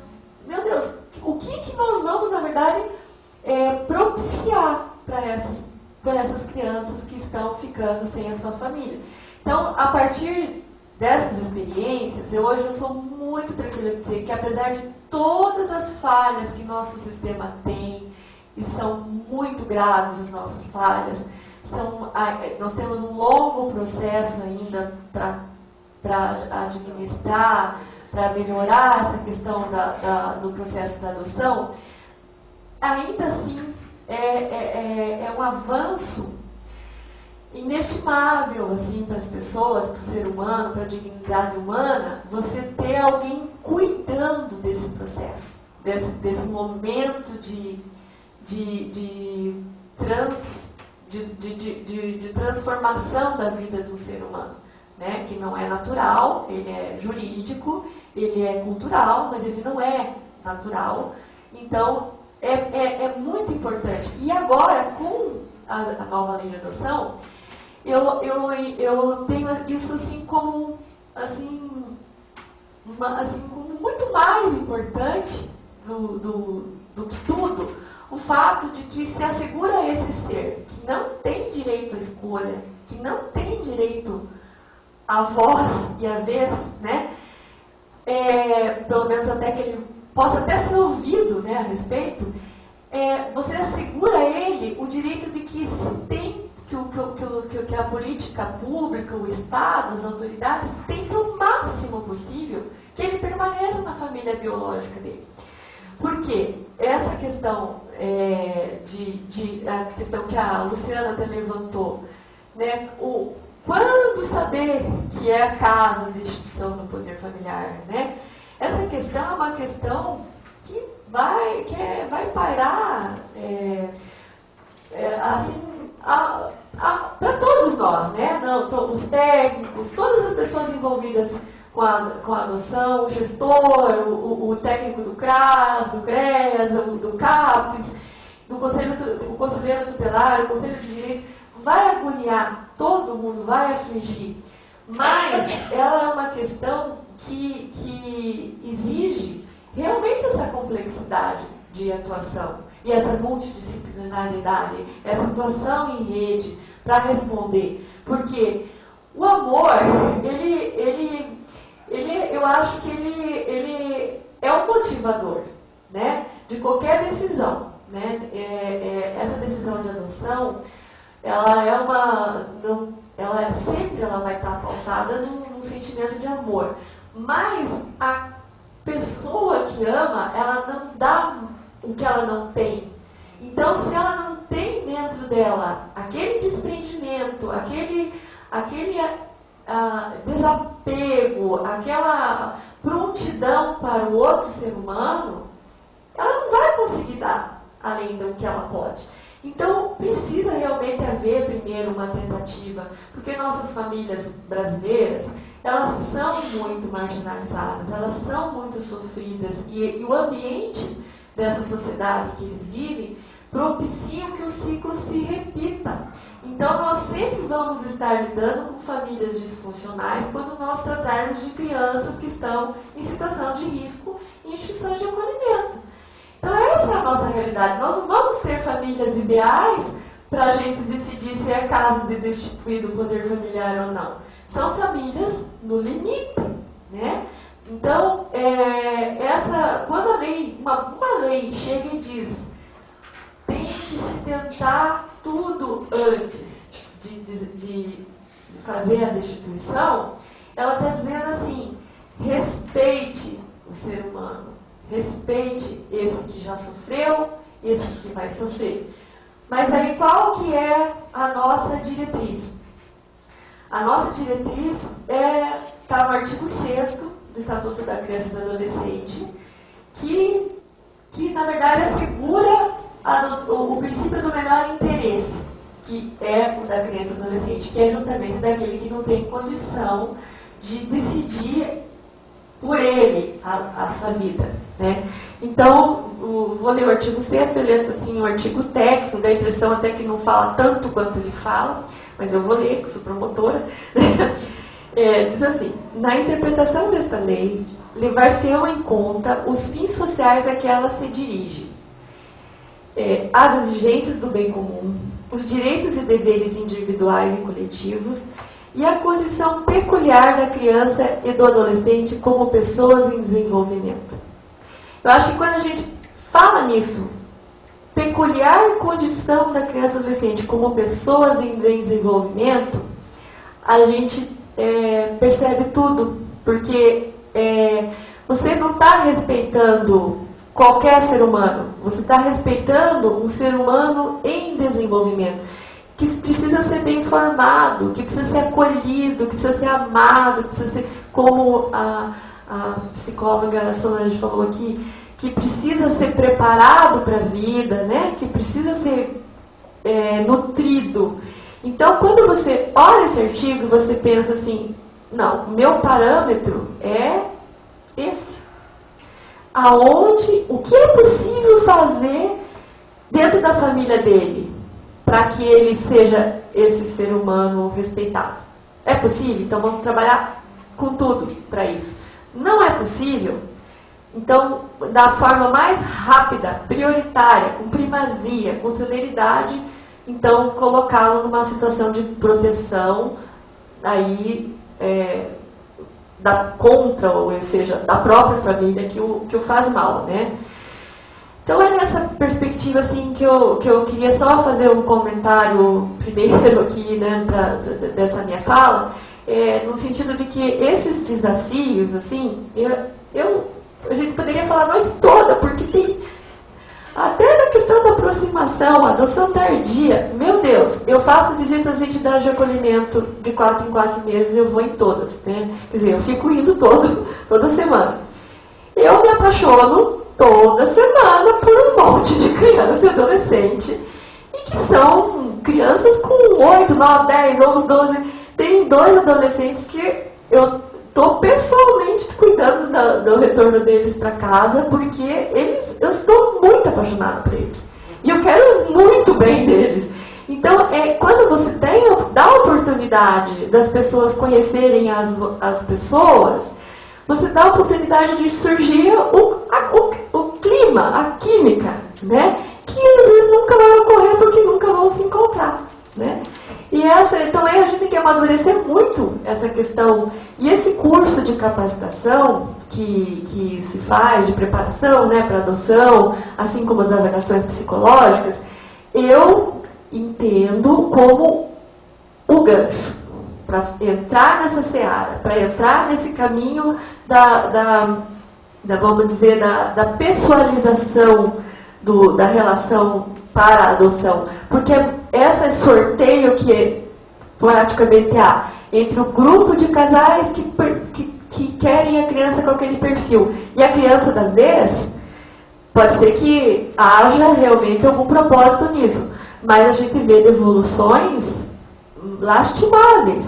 E eu não acredito que tenha sido assim tanta falta de preparo das pessoas. Aquelas crianças não eram daquelas famílias. Eles não fizeram essa simbiose. Eles não era para eles. Então, nós estamos ainda numa fase assim, muito atrasada, porque esse tecnicismo ele tem que proteger, mas ele também tem que ajudar a acontecer, né? E eu vejo na psicologia e no serviço social, com essa interdisciplinaridade, agora eu descobri a pedagogia também, estou adorando a pedagogia, principalmente aplicada ao acolhimento institucional, né, que eu achei maravilhoso.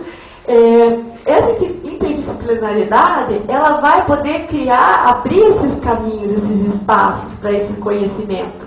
Porque o juiz e o promotor não vão conseguir. Eles estão amarrados pela lei, pela lista, pela ordem, enfim. Então, eu quero, assim, de novo, agradecer essa oportunidade de estar podendo dizer isso. Porque é uma grande angústia para mim conhecer crianças maravilhosas praticamente todos os dias e saber como elas seriam amadas se tivessem a oportunidade de conhecê-las. Esses que estão na lista idealizando muitos bebês, que, para falar a verdade, não despertam tanto, porque eles ainda não fazem uma interação, né, com a gente. Desperta um carinho pelo o filhote humano, né, aquela incógnita que é o ser humano bebê.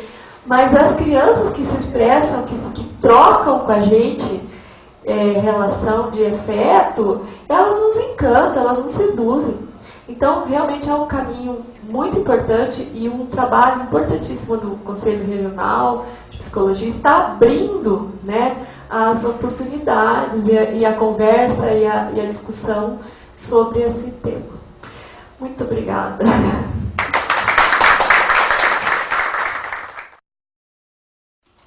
Boa noite, meu nome é Vanessa. Vocês comentaram a respeito de que os casais que são candidatos a serem pais adotivos passam por um curso preparatório e os pais com possibilidade de receberem as crianças novamente. Que curso ou que preparo é feito para que eles possam receber? Como que eles são preparados para essa possibilidade? Não há uma previsão de um curso, né, como para os pretendentes à adoção. Né? O que se faz é um acompanhamento, né, tanto pela equipe das equipes das varas de infância, quanto pelas equipes das instituições de acolhimento. Então, acho que essa é a grande parceria que acontece entre o judiciário e as instituições, num momento de reintegração familiar. Primeiro porque a criança está, né, convivendo naquela instituição. Então, os profissionais daquela instituição estão acompanhando aquela criança no dia a dia. Né, estão acompanhando o seu desenvolvimento escolar, o seu desenvolvimento afetivo, sua relação, a saudade que está do pai e da mãe, o que diz, enfim. Por essa proximidade, é imprescindível que as equipes das instituições de acolhimento participem ativamente desse processo de acompanhamento e orientação da família, das famílias que estão nesse trabalho de reintegração familiar de uma criança ou de um grupo de irmãos. Na vara da infância, a equipe técnica então da vara da infância busca, diante de constantes avaliações, perceber quais são as necessidades dessa família, né? Que tipo de acompanhamento que ela está precisando, um acompanhamento médico para um tratamento de alguma questão de alguma dependência, por exemplo, ou se precisa ser inserida em programas de auxílio da assistência social, questão de renda, questões econômicas, né? Se precisa de um apoio nesse sentido. Então, acho que principalmente não há um curso como os pretendentes à adoção, mas há um trabalho de parceria com a instituição de acolhimento. Né? Existem os prazos legais, que eu também ainda não tenho decoradinho, quais são o tempo certinho de cada né, dos 6 meses, né, para avaliação por parte do juiz, porém, e do Ministério Público, mas a equipe deve acompanhar, né, os psicólogos e assistentes sociais acompanham com maior frequência, até para que se possa produzir em 6 meses um relatório bastante consistente e aprofundado. Né? Então, o que se busca é esse acompanhamento contínuo, então, desde as entrevistas no fórum, mas também, por exemplo, visitas domiciliares são muito importantes nessa hora. Eu vejo pela questão de vê-los em seu lugar, de ver a vizinhança, de ver que apoio que tem de uma família extensa, onde mora a avó, onde mora o avô, quem é que apoia. Né? Então, acho que uma conjunção então, de diversos procedimentos, né, de avaliação, testes psicológicos podem ser aplicados também, para ir se avaliando a condição, né, o perfil, então, como está aquela mãe, aquele pai naquele momento, mas principalmente o apoio das equipes de técnicas das instituições, que elas também recebem as famílias, porque as famílias fazem visitas, né, às crianças que estão acolhidas, salvo quando são proibidas né, pelo juiz, mas por alguma situação normalmente, lógico, relacionada às condições da criança em estar recebendo essa visita, né? Mas esse contato constante, eu acho que a necessidade, tão diferente do curso, mas que também acontece durante uma preparação para adoção, mas esse contato constante durante esse período de avaliação. Gostaria de complementar.